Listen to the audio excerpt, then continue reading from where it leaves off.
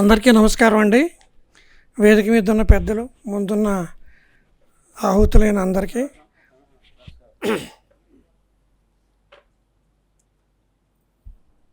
వీరి గురించి తెలుసున్న వాళ్ళకి బాగా తెలుసు, తెలియని వాళ్ళకి ఏమీ తెలియదు కనుక ఈయన కార్టూన్ల గురించి ఒక్క ఉదాహరణ చెప్తాను.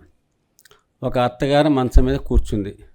ఆవిడ కాళ్ళ దగ్గర కోడలు కూర్చుంది అమాయకంగా ఇలాగా బుగ్గని చేయి పెట్టుకుని. అత్తగారు అంటుంది, ఏమైనా అమ్మాయి ముసలావాడు అనమాట, 70-80 ఏళ్ళు దాటాక బతికి ఉండకూడదు అంది. కోడలంది, మీ మాట ఎప్పుడు కాదన్నాను అంది.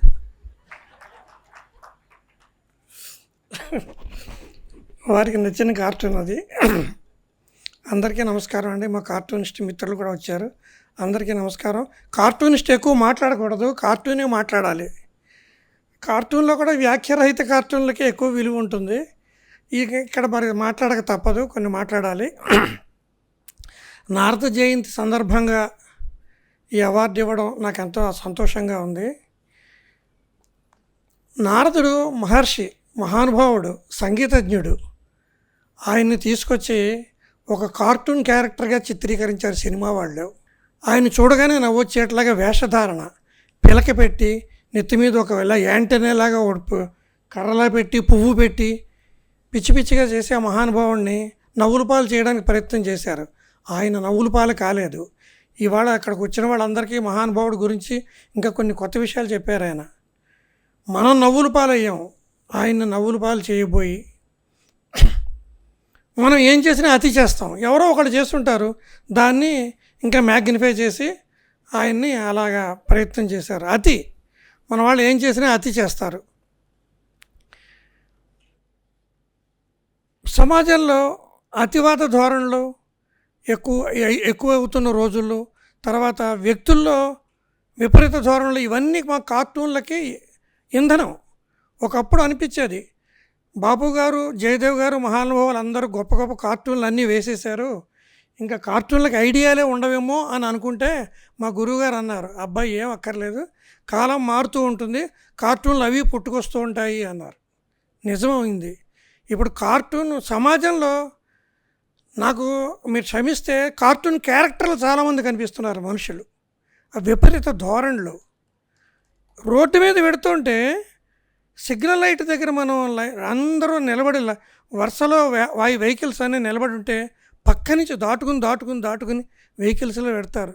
ఏమిటి దాని అర్థం? అంటే వాళ్ళకే పని ఉందా? అంటే వాళ్ళకి తెలివైన వాళ్ళ?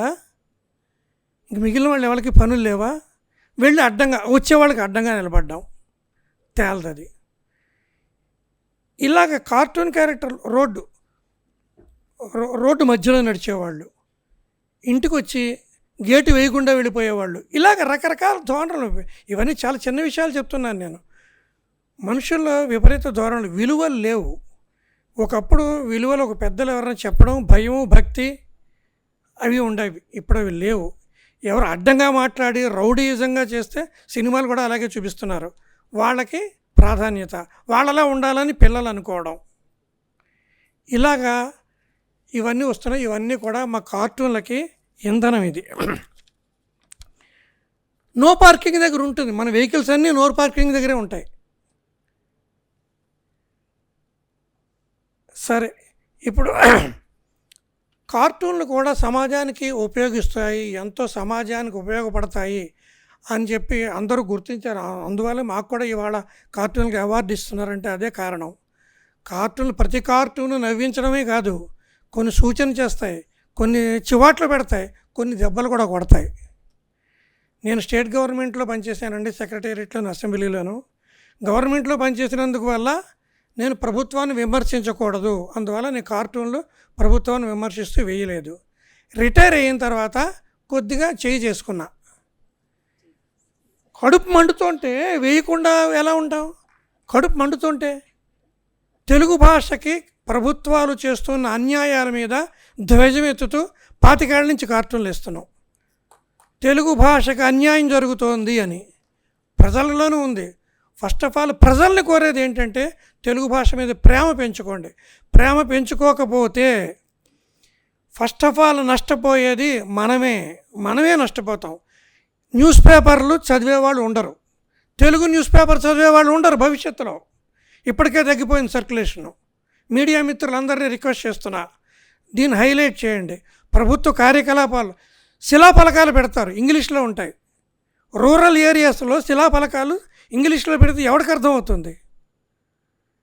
ఫలానా ప్రభుత్వాన్ని నేను చెప్పను, ప్రభుత్వాలు గమనించుకోవాలి. బిల్డింగ్స్ మీద పెద్ద పెద్ద ఇంగ్లీష్ పేర్లు, దుకాణాల మీద దుకాణాలు ప్రైవేట్ వదిలిపెట్టండి, దుకాణాలకు కూడా ప్రభుత్వం అధికారం ఉంది.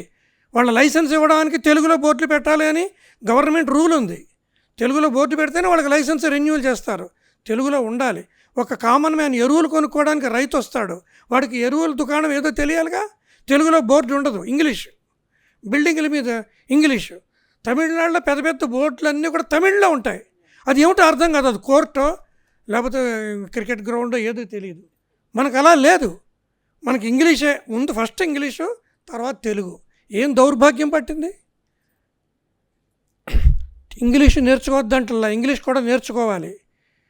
వెంకయ్యనాయుడు గారు నిన్న కూడా చెప్పారు, మాతృభాష కళ్ళ లాంటిది, కళ్ళ చూపు. ఇంగ్లీషు కళ్ళ జోడు లాంటిది. కళ్ళ చూపు ఉంటే కళ్ళ జోడు పనిచేస్తుంది. నేను కోరేది ఏంటంటే, మీడియా మిత్రులందరినీ కూడా కోరేది, తెలుగు భాషని వృద్ధి చేయడానికి, అంతరించిపోకుండా ఉండడానికి ప్రభుత్వానికి మీరందరూ సూచనలు చేయండి. మేము ఉద్యమం చేస్తున్నాం, మాతో పాటు మీ పవర్ఫుల్ మీడియా మీది, మీరందరూ రిక్వెస్ట్ చేయాలని నేను కోరుతున్నాను. కార్టూన్లు సమాజహితం గురించి కూడా పనిచేస్తున్నాను. ఇందాక ఒక మాట చెప్పాను కదా, ఒక చిన్న ఉదాహరణ చెప్పి నేను ముగిస్తా. మా ఊళ్ళో దేవాలయంలో దేవుడికి అర్చన చేసే పూజారి గారు దేవుడికి అడ్డంగా నిలబడి పూజ చేసేవాడు. భక్తులందరూ ఇలాగా నిలబడి లైన్లో నిలబడి దేవుడి కోసం చూద్దామని దూరం నుంచి వచ్చిన భక్తులందరూ నిలబడి చూస్తుంటే ఆయన దేవుడికి అడ్డంగా నిలబడి పూజ చేసేవాడు. తప్పుకోమంటే కోపం. దీని మీద కార్టూన్ వేసా, నవ్య వీక్లీలో ప్రింట్ అయింది ఆ కార్టూను. దేవుడికి అడ్డంగా నిలబడితే భక్తులు ఎలా కనపడతారని చెప్తున్నా. నవ్య వీక్లీలో ప్రింట్ అయింది ఆ కార్టూను. 3 వారాలకి తర్వాత ఒక లెటర్ నవ్య వీక్లీకే వచ్చింది, కాకినాడ దగ్గర ఒక పల్లెటూరు నుంచి. అక్కడ ఒక పూజారి గారు ఇలాగే అడ్డంగా నిలబడి పూజ చేస్తుంటే ఆయనకి కార్టూన్ చూపించారట. అప్పటి నుంచి పక్కకి జరిగి చేస్తున్నట్ట. అంటే కార్టూన్ వల్ల ఎక్కడో అక్కడ చిన్న ప్రయోజనం 1000 మంది చూడొచ్చు, కానీ ఎక్కడో అక్కడ చిన్న ప్రయోజనం ఎవరో ఒకళ్ళు మారితే చాలు. రాజకీయాల గురించి నేను మాట్లాడట్లేదు. మనం పొడుస్తూనే ఉన్నారు, మన మీడియా మిత్రులు కార్టూనిస్టులు పొడుస్తూనే ఉన్నారు. వాళ్ళకి తెలియదా అని అడిగాను, మా గురువుగారు బాపు గారిని అడిగా, ఏమంటే రాజకీయ నాయకులకి ఇలా పుల్ల పొడిచేటట్టుగా కార్టూన్లు వేస్తున్నారు, వాళ్ళకి తెలియదా అంటే వాళ్ళకి తెలుస్తుందండి, తెలియకపోవడం కాదు, కానీ వారు మారరు అన్నారు. మారకపోయినప్పటికీ ప్రయత్నం చేస్తూనే ఉండాలి. మేము చేస్తూనే ఉంటాం. ఎప్పుడో అప్పుడు ఎక్కడో అక్కడ చిన్న ప్రయోజనం సిద్ధించకపోదు, ఆ సిద్ధించడం కోసమే మేము ప్రయత్నం చేస్తున్నాము. ఇంకా నేను ముగిస్తా. ఇంకొక చిన్న విషయం, కామన్ మ్యాన్నే కాదు, మేధావుల్లో కూడా మనం అర్థం చేసుకోవడానికి దూరంగా ఉన్నారు కొంతమంది. చాలామంది మేధావులు టీవీ చర్చల్లోనూ అక్కడ చూస్తున్నాం. మేధావులు కూడా మనకి కొరుగుబాటు కావట్లా. మనం ఏం తప్పు పట్టట్లా, మేధావులను ఎప్పుడు తప్పు పట్ల. ఒక్కొక్కళ్ళ పంథా ఒకలా ఉంటుంది. చిన్న ఉదాహరణ చెప్తా. ఒక పాపులర్ పత్రిక, మనందరికీ తెలుసున్న పత్రికే, ఇప్పుడు పత్రికలన్నీ మూతపడ్డాయి. ఆ పత్రికలో మధ్యతరగతి జీవితాల మీద కథల పోటీ పెడితే నేను కథ పంపించా, మంచి కథ బాగుంది అని పంపితే ఫస్ట్, సెకండ్, థర్డ్ ఏ ప్రైజు రాలేదు. ఒక 20 కథలు సాధారణ ప్రచురణకు తీసుకున్నారు. వాటిల్లో కూడా నా కథ రాలా.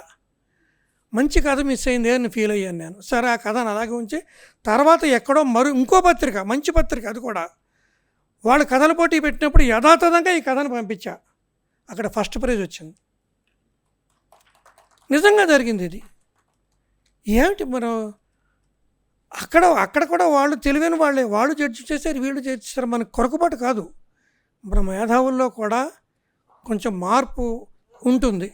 అది సమాజహితం కోసం అవసరమైతే మార్పు వాళ్ళు తెచ్చుకోవాలి. ఇంకా నేను దాని గురించి చర్చించే పరిస్థితిలో లేను. కార్టూన్ల గురించి మాత్రమే చెప్తున్నాను. కార్టూన్లు కూడా సమాజహితానికి పనికొస్తాయి. మా కార్టూనిస్ట్ మిత్రులు అందరూ ఎంతోమంది వచ్చారు ఇవాళ ఇక్కడికి. రేపు మే 20వ తారీఖు నాడు తలసిటి రామారావు గారి జయంతి రవీంద్ర భారతిలో కార్టూనిస్టుల డే చేస్తున్నాం. ఆ రోజు మా కార్టూనిస్టులు అందరూ కలుస్తారు. మేమందరం కూడా సమాజ హితానికి మేము కూడా ఒక సమితిని వేస్తున్నాము అని చెప్పడానికి ప్రయత్నం చేస్తున్నాను. ఈ సంవత్సరం మాకు కార్టూనిస్ట్కి ప్రైజ్ ఇచ్చారు. ఎవ్రీ ఇయర్ అలాగే ఇవ్వాలని కోరుతూ ధన్యవాదాలు. Thank you. ఎవ్రీ ఇయర్ ఒక కార్టూనిస్ట్కి ఇవ్వాలని కోరుతూ నాకు ఈ అవార్డు ఇచ్చిన వారందరికీ ధన్యవాదాలు తెలియజేస్తూ నమస్కారం.